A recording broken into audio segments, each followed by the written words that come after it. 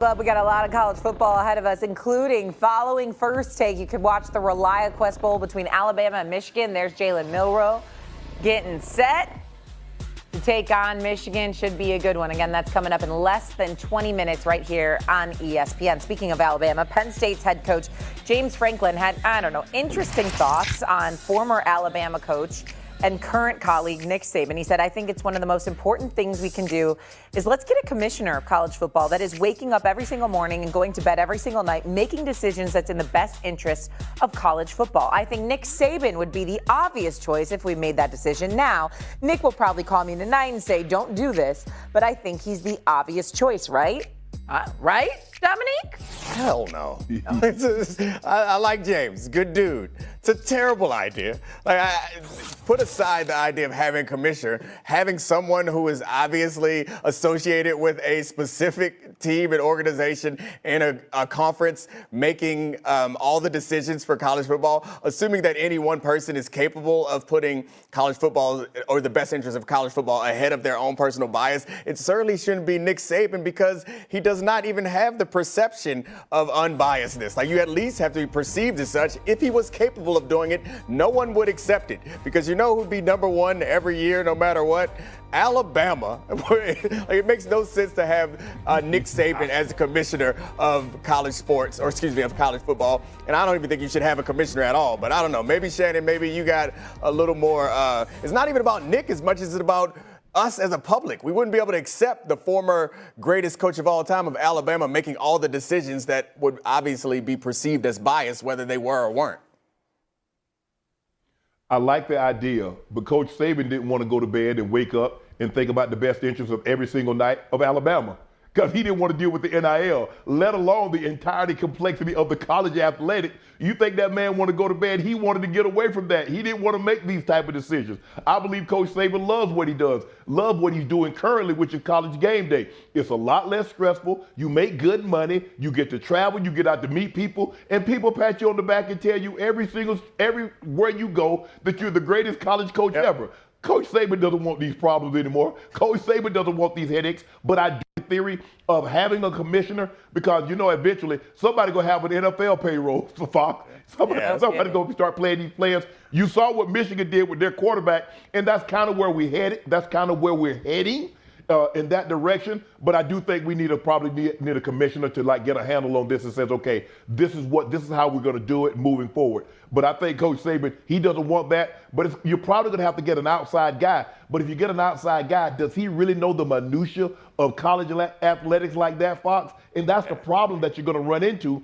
Guys that understand college football, all of them have been affiliated with a conference or a particular school.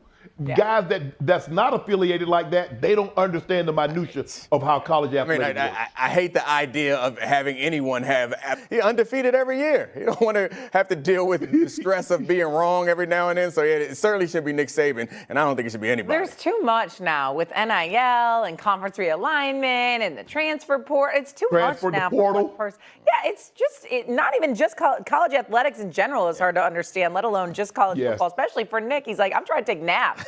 I'm over this. Thank you. All right, it is New Year's Eve, and so we've been recapping best athlete, best game, and now we get to our best sports moment of 2024. I kind of didn't understand the assignment, but nonetheless, I'm not going to go first. I'll let Shannon, you go first. Best sports moment of 2024. Noah Lyles winning the 100-meter dash. It was electric. He had been talking, and we had waited 20 years for an American man to be back atop that podium. And here it is man, Kershane Thompson gonna get it. Look at him. I said, man, he ain't gonna be able, come on, Noah. We gotta go to the tape. Everybody look it up dang, who got it? And by a cat's whisker, Noah Lyles. That was the moment look at that. I'm still waiting for Noah Lyles and Tyreek Hill to race. I was waiting for it. I wanted this to happen. I'm disappointed. What was yours, Neek? I probably misunderstood the assignment also, but I just went with Wemby. I've enjoyed everything about that alien, I think it is, entering the league and entering our zeitgeist, and watching him even recently on Christmas, seeing the way that he played in that game, 40-plus points, that was incredible.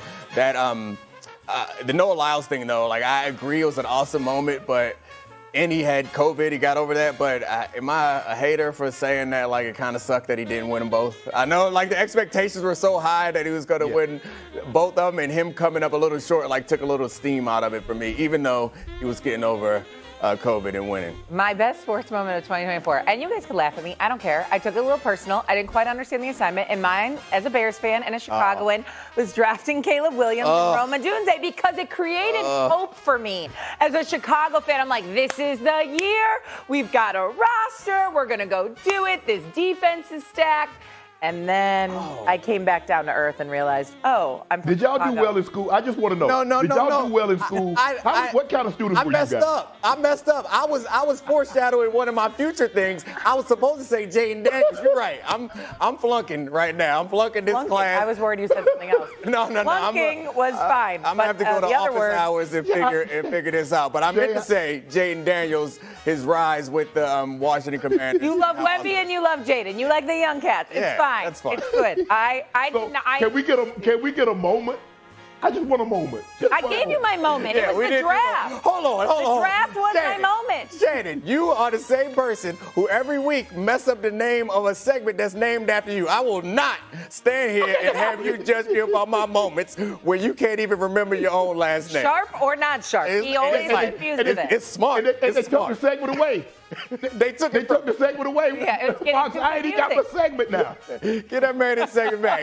He's take him off of probation. Give him a chance. He gonna say sharp next time. Not smart. I believe in him. He can do it. I think I've redeemed myself now. And to your point, it didn't matter how we did in school. We both got jobs. We all are paid by the same person. Shannon Sharp. I ran fast.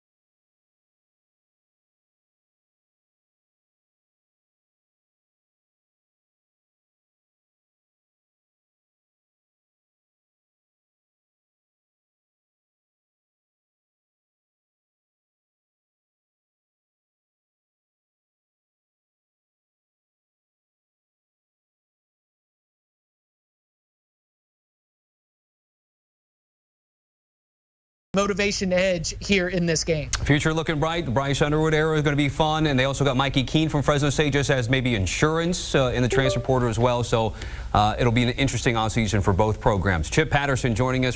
Chào mừng các bạn đã đến với kênh YouTube của mình.